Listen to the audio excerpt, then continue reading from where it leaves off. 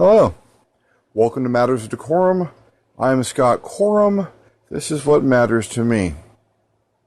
I thought I would get a little high concept today. Every so often my mind starts wandering around on its own, and a couple of concepts will come up and they'll kind of crash together.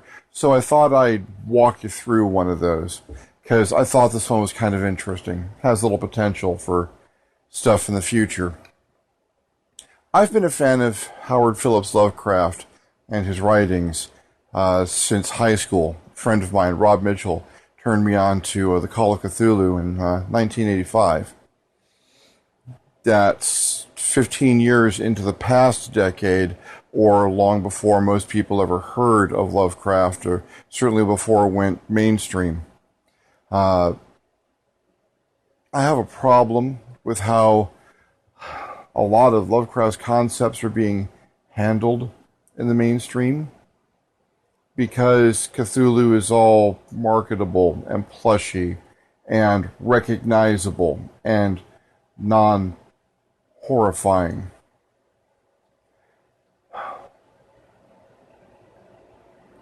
In games, in comics, in most literature, the works of Lovecraft aren't treated strictly by the original standards.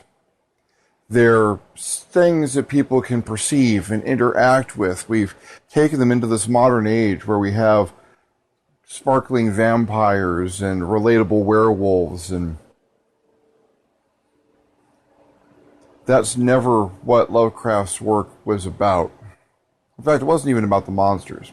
The monsters are terrifying, and there are some recognizable creatures that do have vague general physical descriptions, but it really isn't about the physical description. It's about the fact that they defy being described by a physical description. To take one of his most popular figures, Cthulhu, I am probably pronouncing that wrong according to someone, and screw you, I've been saying it this way since 1985. Cthulhu is dead, lying at the bottom of the ocean. But he is such an alien being. His entire state of existence is so different from what we are familiar with that death hasn't slowed him down that much. He's not moving. He's trapped in death. The old ones had to kill him to imprison him, but even in death, he dreams. And those dreams have changed and altered fundamental things about how our world, particularly underneath the oceans, operates. There are creatures that still worship him in death. Father Dagon, Mother Hydra, and their children, the Deep Ones, all of whom owe their existence and their development to the influence of a dead yet still psychically active being, who is so powerful and so alien that at the beginnings of the possibility that he might wake up, humans who are sensitive on a psychic wavelength are capable of perceiving things slightly beyond what other humans can start to go insane. Raving lunatic asylum, flinging themselves off of things, simply because they can't handle this shadow of a contact with a concept that lies dead. That is not dead which can eternal lie, and with strange eons, even death may die. That's the horror that Cthulhu brings, that there's something so monstrously powerful and alien and otherworldly that mankind can't even retain the power of cohesive thought in its presence, that our highest development as a species, cogent thought, breaks down into gibbering and screaming and then nothing at all. And Cthulhu isn't even really high up on the hierarchy of creatures to be encountered in the Lovecraft mythos. The Cthulhu was the priest of the outer gods. He was a follower. He was a servant who rebelled and was cast down for his imprecations. He's in some ways the Satan figure, in some ways just not even in that realm, because you go up through the crawling chaos and Hastur and he who should not be named, Sathagwa, and names that aren't meant to be pronounced by the human tongue, until you get to the Lord and Master of everything that is in creation, which is just this howling, mad, gibbous mass of insane flesh and craziness at the center of the whole universe, surrounded by greater beings that are dancing and singing this insane tune and producing this incredibly cacophonous music as a lullaby, because that thing at the center of the universe is asleep and dreaming, and its dream is the state of the universe, and if it should wake for even a moment, the dream ends, and everything that exists stops existing. And if their dissolution of their high priest and its relationship to mankind is one of complete and utter domination and ruin, the possibility that mankind means anything to these higher beings, that we're anything more than bacteria. The cosmic horror of Lovecraft is that mankind doesn't matter, that the creatures and intellects that truly operate the universe and understand how the universe properly works in all of its bent and twisted non-Euclidean geometry and squamous form is so different from the pretty lies and illusions that mankind has told itself to make it believe that it has anything like a position of importance in how the stars move. The illusion of a creator and maintainer, a master of this universe that in any way cares or interacts with these lowly worms with arms and legs that build rockets and tell themselves their destiny is in the stars. The horror that we might become smart enough to understand just how tiny we are and how far we are removed from the truth of where everything else in the universe stands, and our inconsequential, temporary, meaningless existence. That's Lovecraft. That's the thing that makes you wake up in the middle of the night in cold sweats if you've been reading it for too long. Oh yeah, fishmen coming out of the water and giant monsters rampaging over. Yeah, that's all pretty good. Oh, you can summon night gaunts. That's terrifying. The existential horror. It's the complete and utter meaninglessness of human existence. When you pick up dice and roll them over a character sheet, you're generally not rolling to see if your character can fool himself into believing that he's got any purpose in the universe for another 5 minutes. Except if you're playing Call of Cthulhu, and sometimes that's exactly what you're doing. When you're losing sanity, people think of it as, oh, I saw something that's horrifying, it's giving me shocks. And the real terror, if you get it right when you're playing Call of Cthulhu, is that you're not so much going insane as Your mind is adjusting to the truth that you don't matter. Nothing really matters. That nothing humanity will ever measure up to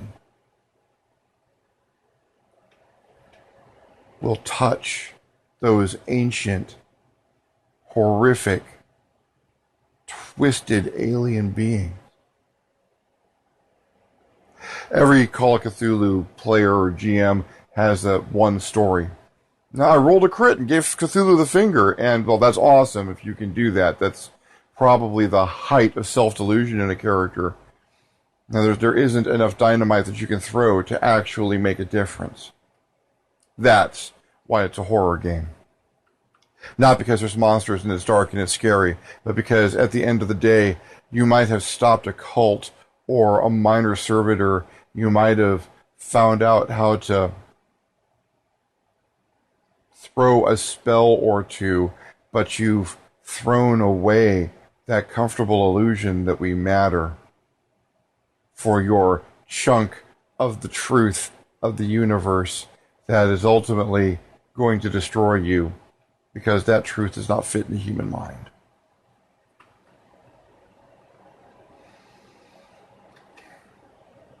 When we put Lovecraftian elements in games, we tend to have to tone them down. We still, even in very high concept role-playing games, we still have a tendency towards wanting to win, or to survive, or to have a victory system, or a victory condition that we can achieve. And if you're playing Call of Cthulhu right, you can achieve small victories. But the last thing your character will ever do is that last point of sanity gets rolled away by that last D6 times 2. And your character's eyes open for the first time and the last time. And you see none of it mattered.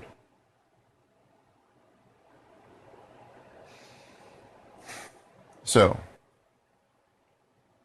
I did get to thinking about Lovecraft and the state of that existence and what his cosmic horror really means, and how I'm as guilty as the next person of in games that I have written and cartoons that I've drawn and games I've played in, of mentally toning down what I know to be the truth of the goals of Lovecraft's cosmic horror, and how well he established it, so that I can have that dopamine rush of, oh, we won this one.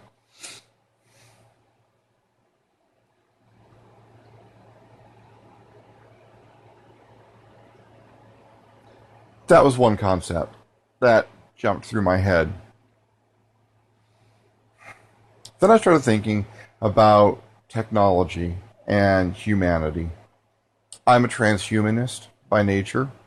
I believe in mankind ascending past its limitations through the use of technology, not just having better technology around us to help improve our lives and our workflow and how we're able to present our ideas and organize our thoughts, but in the incorporation of technology into humanity, into the human body, into the human mind, and the interface between the two.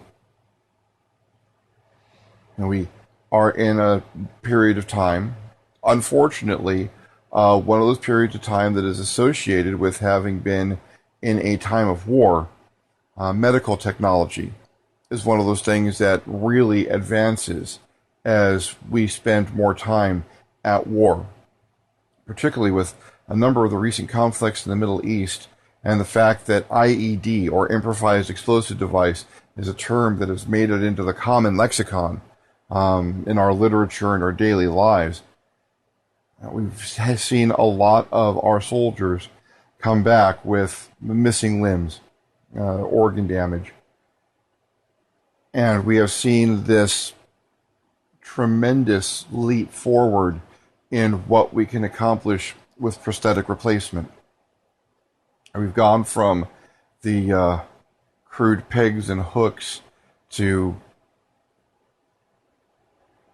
there are fully operable mechanical hands and arms that can be mounted to the body and controlled with some practice and difficulty by thought. And it's not that 100% neural interface from Cyberpunk yet, but it's getting close. We have people designing legs, feet and legs and replacement sections there that have a series of processors throughout them so that they can be trained to react and act like someone's natural leg, like their body, and giving them back close to full function. We're seeing optics and audio implants and cochlear implants and the ability of people to take inputs from data and get it into their sensory channels through the nerve trunks, as well as being able to use neural induction and brain waves to operate equipment. We are coming closer to being our technology, or at least being able to graft our technology into ourselves. Everyone who plays a cyberpunk game or writes a near future game where you have this level of prosthetic replacement has, envisioned this. I was a huge fan of the $6 Million Man in the 70s. Probably where a lot of this comes from. Steve Austin, astronaut, a man barely alive. Gentlemen, we can rebuild him. We have the technology. And these days, we have the technology.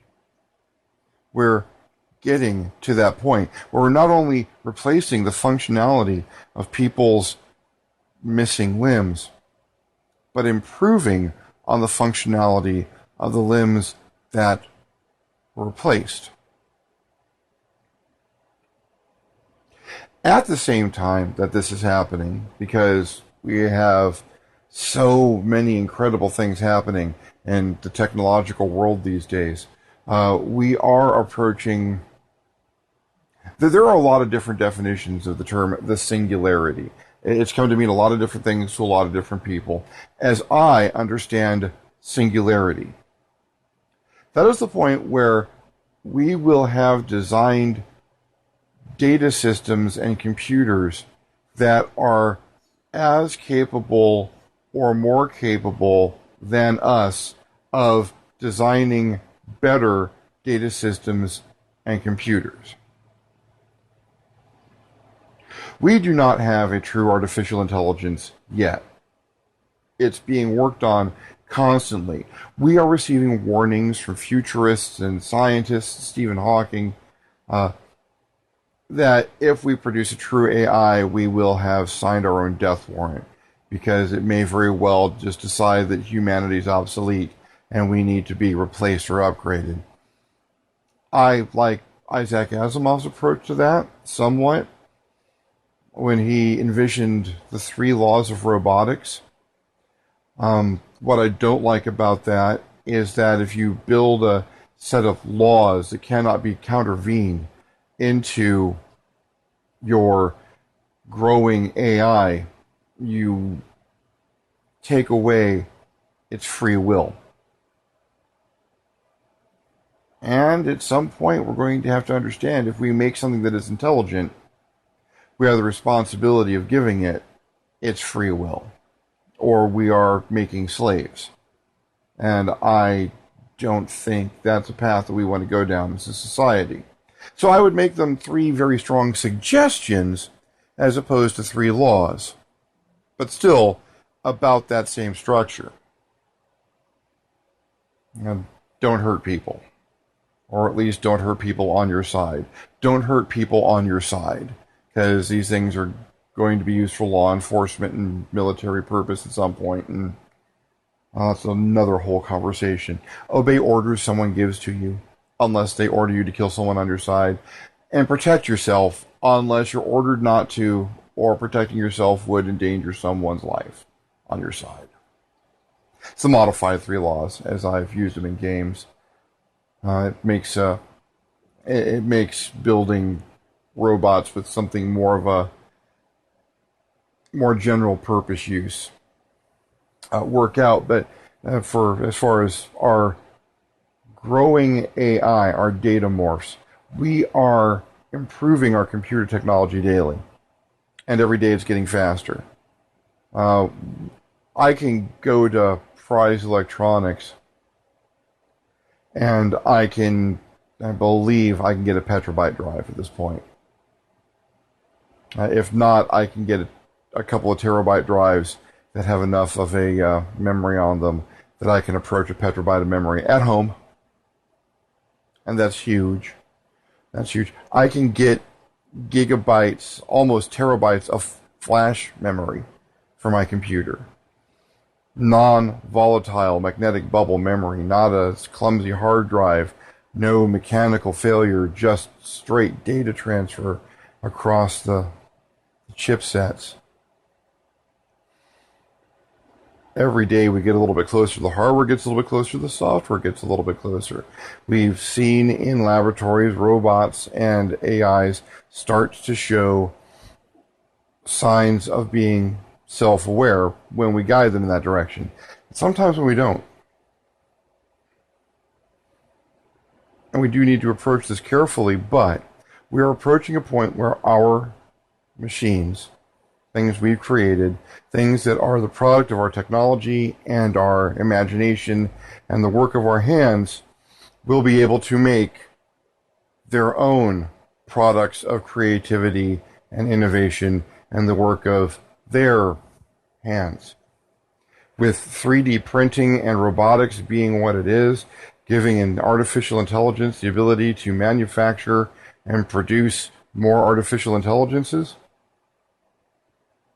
You know, there's a project online right now. I forget exactly the name of it. Probably a good thing, or I'd be all in. Of a organization that's putting together a 3D printer kit, allowing someone at home to build a 3D printer capable of producing a 3D printer. Think about that for a moment. We are on the edge of making self-replicating machines.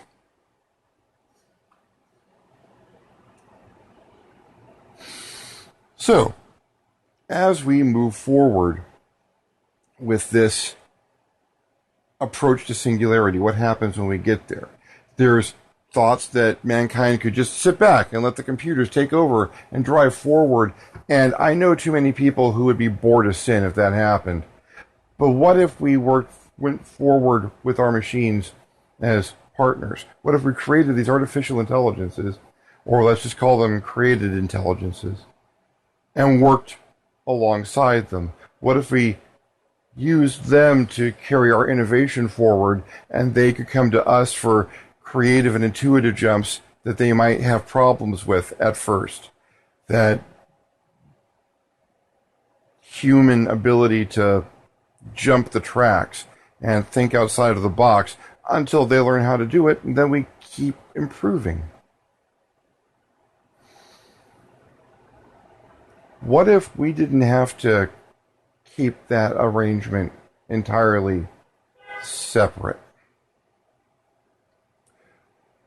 As we are approaching more and more advanced computers and artificial intelligences, created intelligence, we are also approaching levels of interface with technology and the human body and the human mind that are unprecedented and is only becoming more and more interlinked. What if we start to move forward in our future, in our history, in our destiny as a race linked with our intelligences?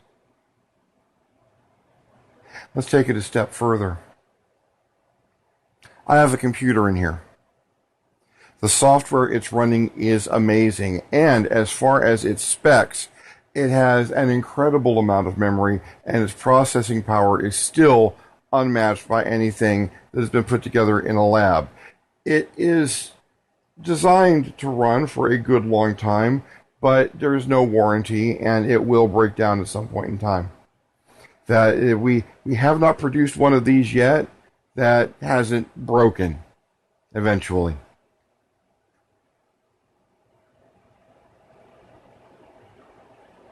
Replacement parts are hard to come by, and it's hard to do the replacement. And if you think, having to shock yourself on a piece of metal to work on a computer is bad, all the things you need to go through to work on this one, you can't go to Fry's and get someone who can work on your brain. And the time limits involved with working on it, and the fact that we still don't completely understand how it all works. I don't want to lose my memory, though. I don't want the RAM to clear out, because once the RAM chips are cleared out, I'm not me, and I will never be again. And I don't really want that situation to happen.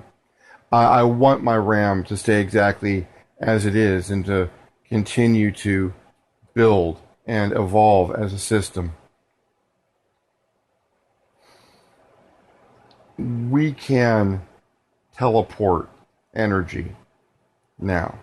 Quantum teleportation has allowed us to take energy and data from one point in space and to move it to another point in space without it having technically traveled the intervening distance.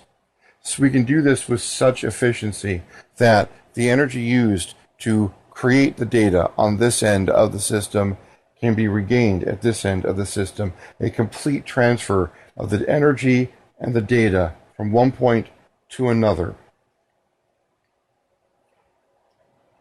Our storage media is becoming more dense. Our processors are becoming more complex. I personally believe we will be able to upload human consciousness to a machine interface, to a computer, a product of technology. And, if anyone's listening, I would like to go on the list now. Even if there are risks involved, I'll take that chance. I'd like to pull the D-rings and jump over. Because I don't think I'm going to be able to finish thinking in the time that this is going to give me.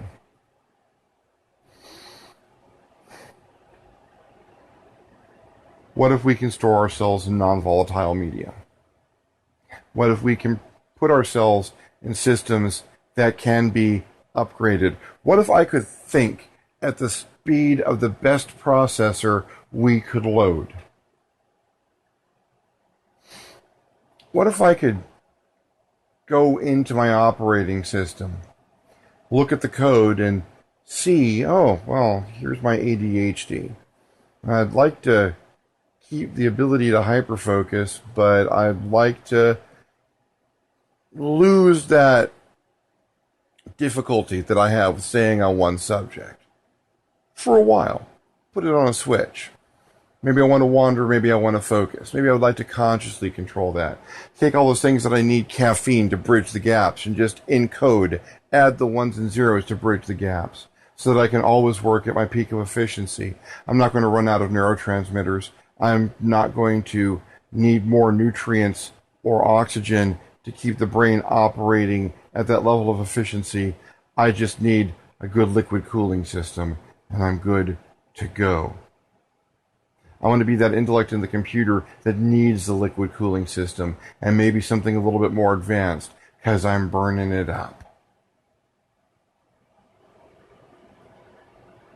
And if I'm working in conjunction with an artificial intelligence that is helping me adapt to this environment, filling in the gaps so that I don't suffer sensory deprivation, giving me pretty pictures and the feeling of air on my fingers and breathing coming in and out of lungs that aren't there anymore, just so that I have a period where I can adjust to being software.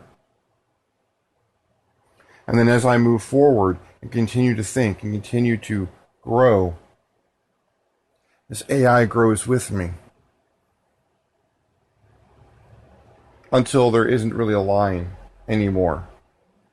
I've got extra space to think. I've got extra processing power. I can co-process. I can absorb a college course. I can download a college course.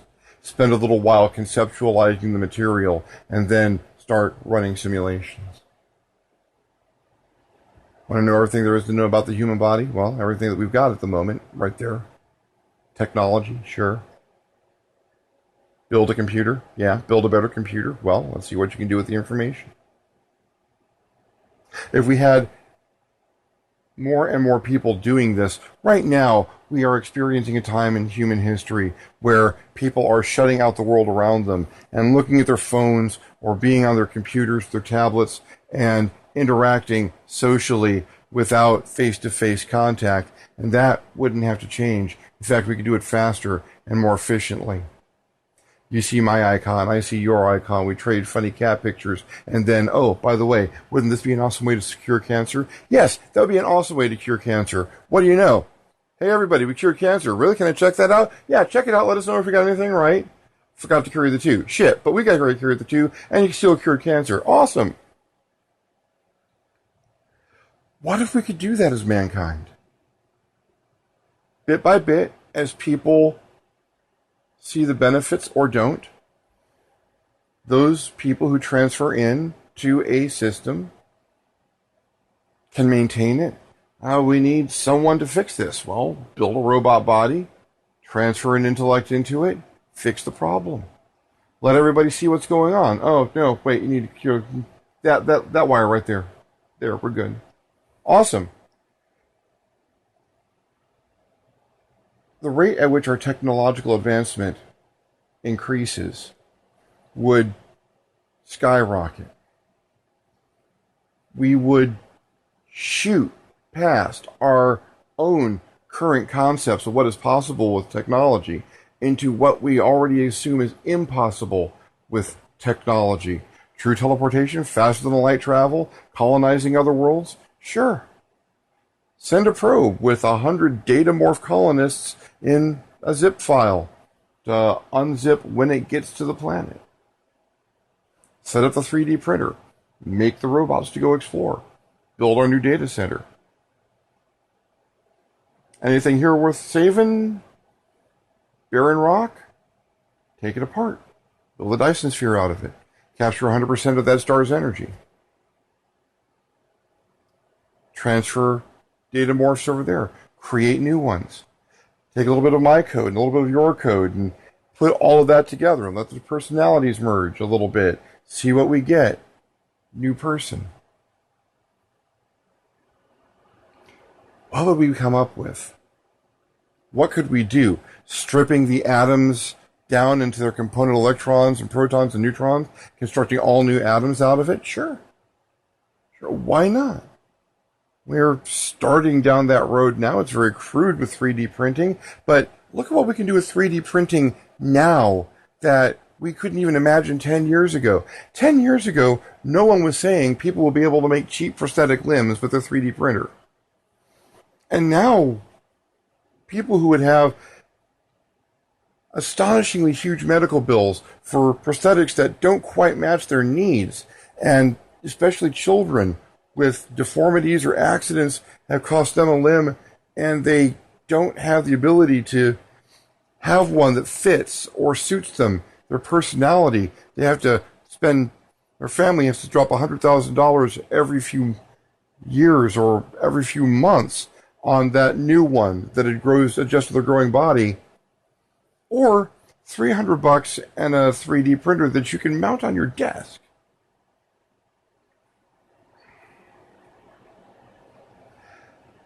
If we could combine our minds in pure data and flow into the future, ever advancing, ever innovating, might we hit a point where we stagnate? We might. Well, look, I've got everything that I could possibly want. I can simulate everything I ever needed. I'm good. I can just sit here and exist, and yeah, there's going to be some intellects that would just descend into hedonism, and more power to them. I've got stuff to do. I've got stuff that I would be doing even if this were the case. I have an imagination that has never stopped operating, and I pray that it never will. I've got books to write and comics to draw, and that's not going to change. If I had 100,000 years, that wouldn't change.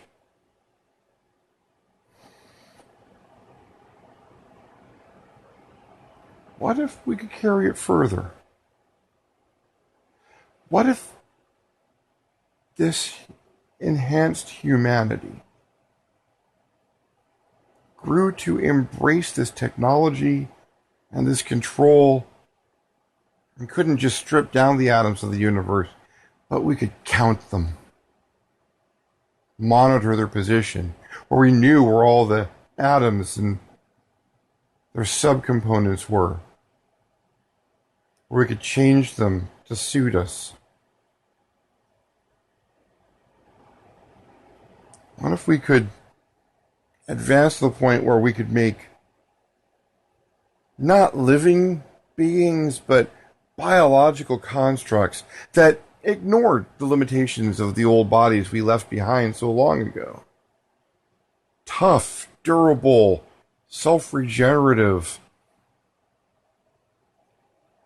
techno-organic cyborg structures to house our intellects, from which we could reach out and alter the structure of the universe.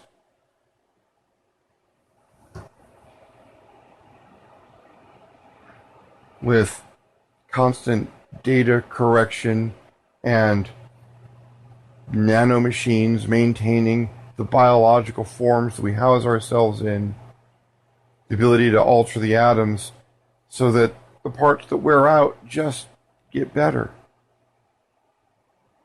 The electrons that go missing over time come back. That has not crashed, which in non-volatile memory can be stored. And with many strange cycles, that which has crashed no more.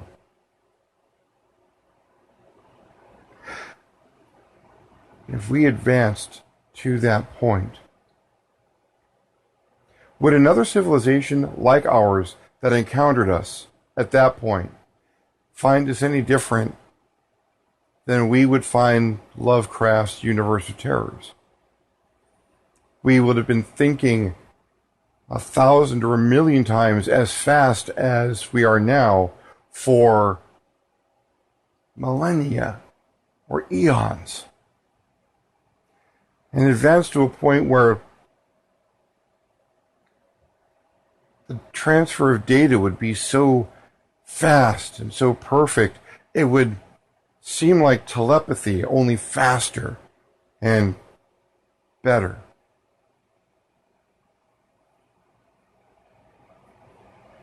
Would other minds be able to comprehend us?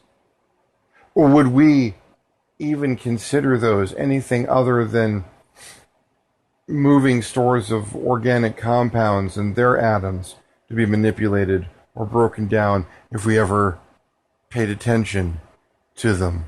Would we consider their sentient thought anymore, or just a series of random biological processes that mean as little to us as chemical reactions on a lifeless planetoid?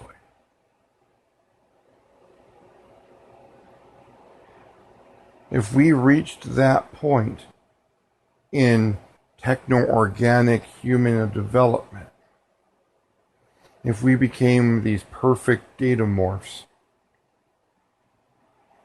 spanning the universe and beyond it, what would a civilization like ours make of it if it could even perceive us?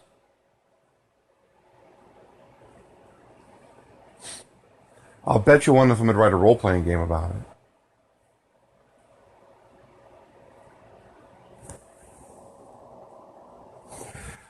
Wow, okay. That went pretty out there, but I'm actually kind of happy with where that ended up because I got my full circle thing, and yeah, that might actually show up in a supplement or a short story or something in the future. You know, if any of this sparked any ideas that you might have for a story or a game supplement or something, you know, write about it. Put it in the link to it, or if it's short, just put it in the comments or in a response down here. While you're at it, like, share, subscribe, because I can never have enough subscribers. If you really dug this, I mean a lot, why don't you visit my Patreon page at www.patreon.com/ScottCorum and consider supporting with some donations. Anything helps right now, and will help me to continue to produce videos like this one.